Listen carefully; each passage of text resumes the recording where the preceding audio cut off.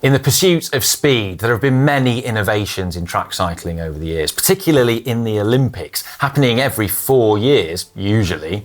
They are the most prestigious races in track cycling, and with the winning margins being so small, tech has often made the difference between coming first or second. So in this video, we're going to go through 9 of the top tech innovations that we've seen from Barcelona through to Tokyo.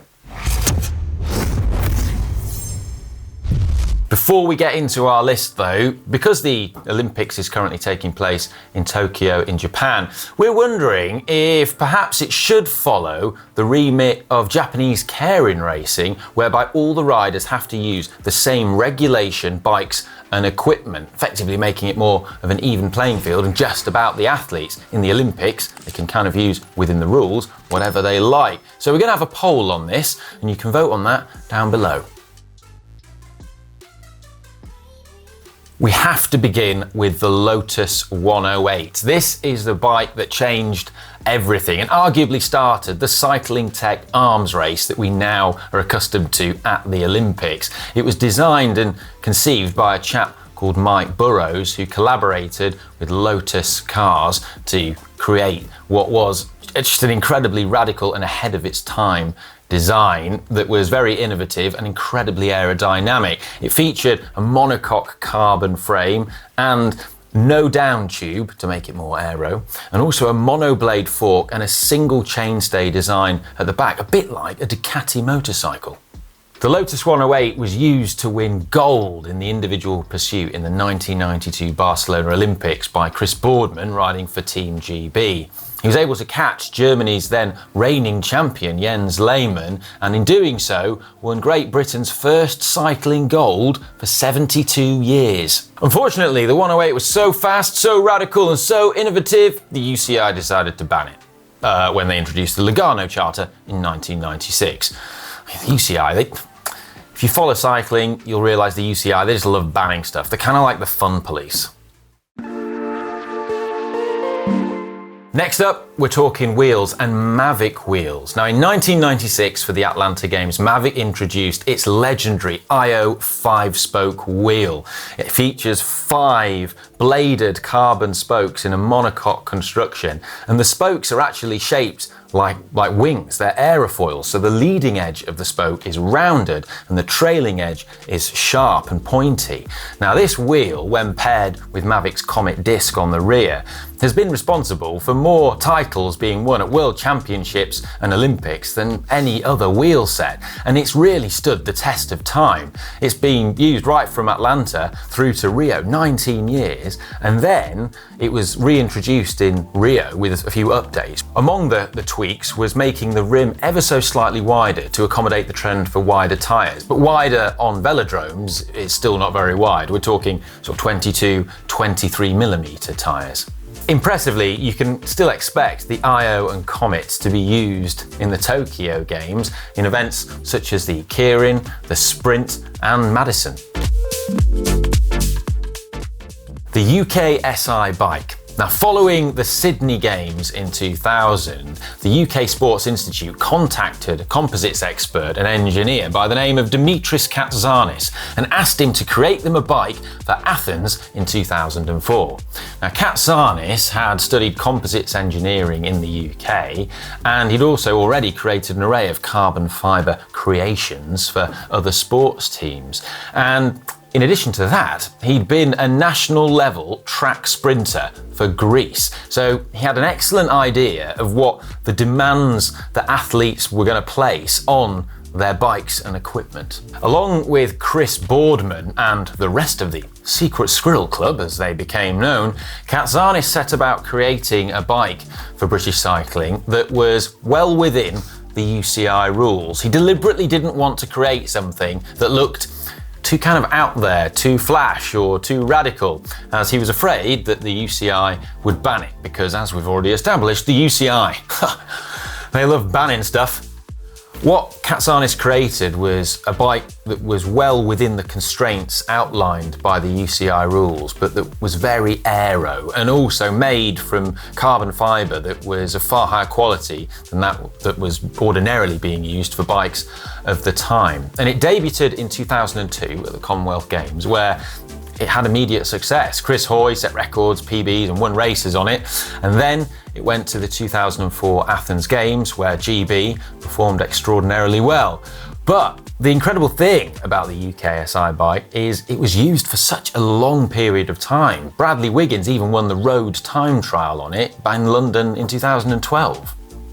The UKSI bike, it's had phenomenal success. Always stealthy, always unbranded. But of course, there is a rule from the UCI, which decrees that all the equipment and bikes used by athletes at the Olympics has to be available to sale to the public. Unfortunately, the UKSI bike was actually listed for sale on the UKSI website. Unfortunately, it was just never in stock. I mean, I spent the last 10 years just constantly pressing refresh on the UKSI site, ready with my 20 grand, ready to buy one, but alas, to no avail. Guess it just, someone keeps buying it before, limited numbers. Someone must buy it before me every time.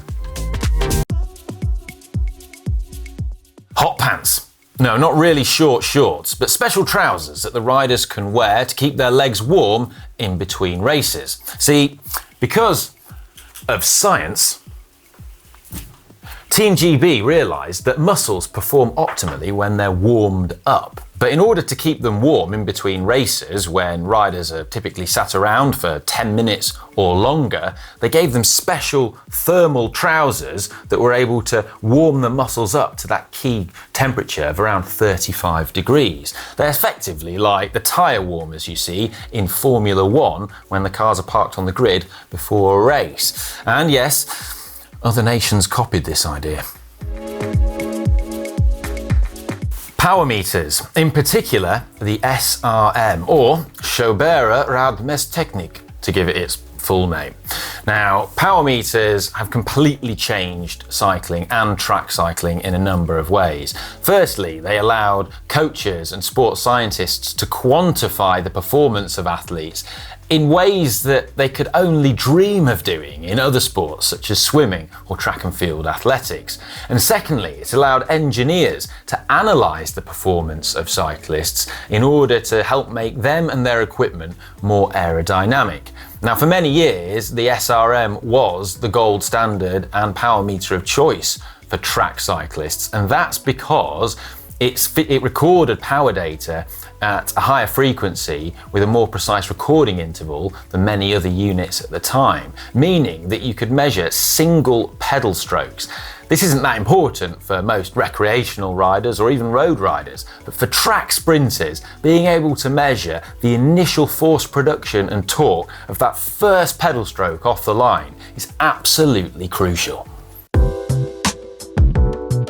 SIMMONS racing shoes. Now, these things are absolutely incredible. I think they're the coolest shoes I've ever seen. And it's quite common for athletes in not just cycling and other sports to use custom footwear at the Olympics, but these are from a chap called SIMMONS Racing. And these particular ones were made for Bradley Wiggins at the Rio Olympics, and I was able to get my grubby hands on them and take some photos. The shoes are completely custom and moulded to the individual rider's foot.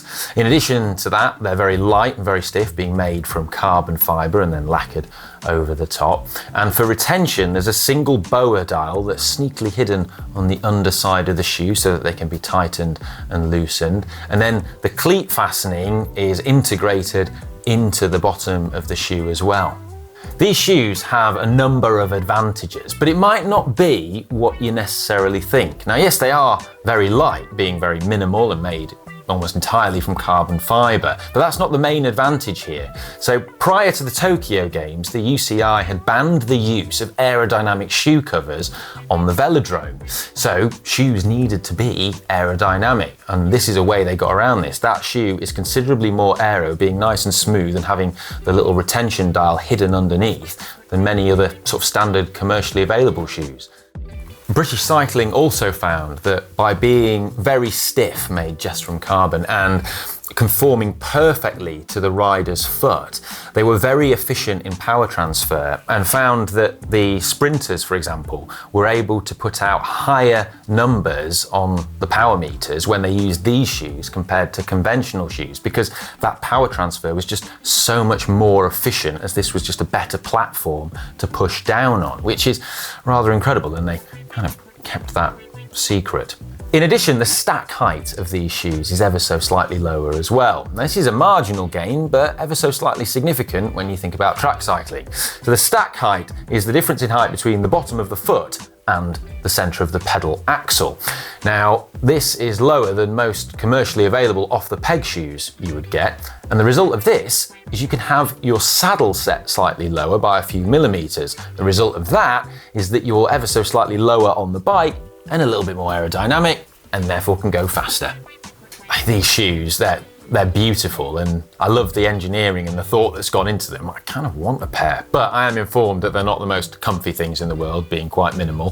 Fine for a 4-minute team pursuit, but not kind of what you'd want for a 5-hour road ride. The WORX WXR VORTEQ bike. This is an incredible looking machine that we first saw at the World Championships a couple of years ago, and is set to be ridden at Tokyo by the Malaysian Federation. It was designed by British companies WORX and VORTEQ, and came about through intensive computational fluid dynamics studies, finite elemental analysis, and also lots of wind tunnel studies at the Silverstone Sports Performance Institute. Now, the name of the game here is narrow. This bike is outrageous. The bike is so narrow at the front end that it has a completely proprietary and special through axle to hold the front wheel in that is just 32 millimeters wide. To put that into context, most road bikes and track bikes have an axle at the front that is 100 millimeters wide. So much narrower there. The handlebars themselves, they're just 30 centimeters wide. And most road handlebars are 42 centimeters wide, so quite a bit narrower at the front end. And the fork blades themselves, they're really close as they possibly can be, hugging that front wheel, all in a bid to reduce the frontal area of the bike and make it like a knife that can just slice through the air. The drop handlebar itself is also shaped to be more aero and integrate into the shape of the fist of the rider as they grip the bars. And it's going to be ridden by the Malaysian sprinter Azizul Awang, who is the current world champion and is going to try and win Malaysia's first ever gold medal in Olympic Games, which would be an incredible story. Next is skin suits, and this is an area of tech that has evolved tremendously and continues to do so. It's not just about putting a lycra suit on that's as tight as possible, because different fabrics exhibit different aerodynamic properties. So where you place different fabrics on different portions of the suit is really important, but also the seam placement where you stitch panels together is also absolutely crucial. And in addition to that, when fabrics stretch over different parts of the body, their aerodynamic properties can change too. Because the body of the rider makes up the most frontal area, way more than the bike, it's arguably the most important piece of aerodynamic equipment. And suits are tailor-made to the individual riders. This is done by seamstresses, but in more recent years we've seen 3D scanning used to accurately measure athletes, and then mannequins made of the riders once they've been 3D scanned, so that suits and prototype suits can be put on the exact shape of the athlete's body and then repeatedly tested in wind tunnels to find the optimum placement for those seams, and they can test different fabrics too. The attention to detail and the planning and R&D that's going into skin suits is absolutely astounding. And to give you an idea, Castelli produces skin suits for the Italian Federation, and they made different suits for each of the events in the Omnium for Elia Viviani. Now, the Omnium, if you're unfamiliar, it's kind of like the heptathlon or decathlon of track cycling. And each of the different events in the Omnium have kind of different aerodynamic demands because the speeds are different. And so they produced suits that were tailored and tweaked so that they would have a sweet spot and designed to perform optimally at specific speeds. So for example, a pursuit suit would be tuned to around 65 kilometers an hour and aimed to perform perfectly at that speed. For the Olympics, the suits they wear are typically like a one-time use thing, and it's common for the top athletes from the top federations to wear a suit just for each round of whatever event they're competing in. And these suits typically cost hundreds of pounds, euros, or dollars. The suits are incredible and also very expensive, and they're continuing to get faster and faster. And finally, the Hope Lotus HBT. Now for the Tokyo Games, many federations have come up with fancy pants, new radical designs in the hope of winning gold. But the most out there design by far has got to be the Hope Lotus HBT that Team GB will use.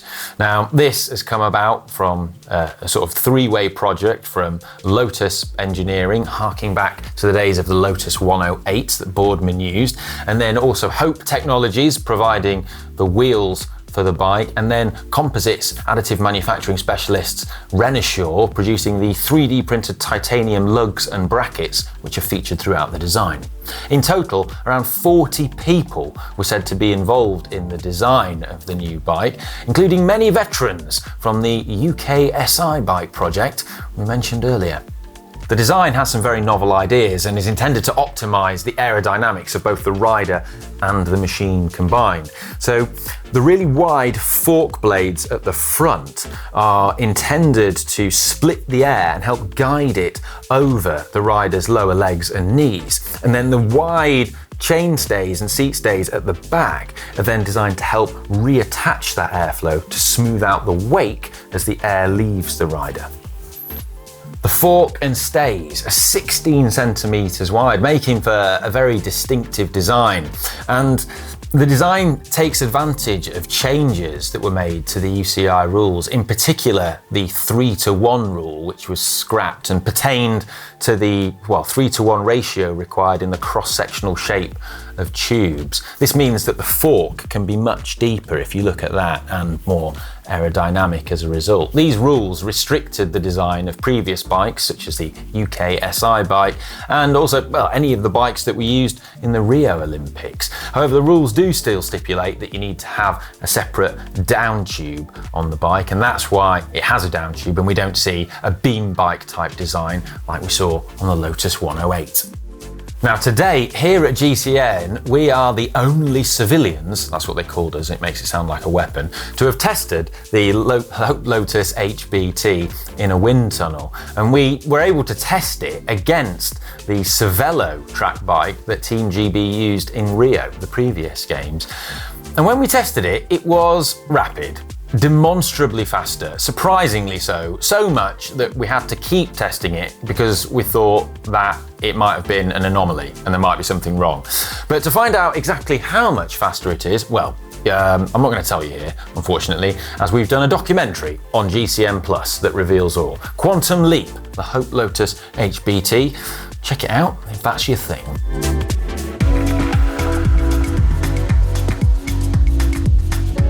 With all this innovation, you can continually expect records to tumble with every Olympic cycle because, it is an arms race. But it could be argued that because it is an arms race, this prices out poorer nations from competing and being competitive. So let us know your thoughts and comments on that down below, and vote in the poll at the start of the video as well. And let us know your suggestions of things that we could also include in a future video that we've missed in this one, because this list is by no means exhaustive. Anyway, I'm going to go now and watch some track cycling on GCN Plus.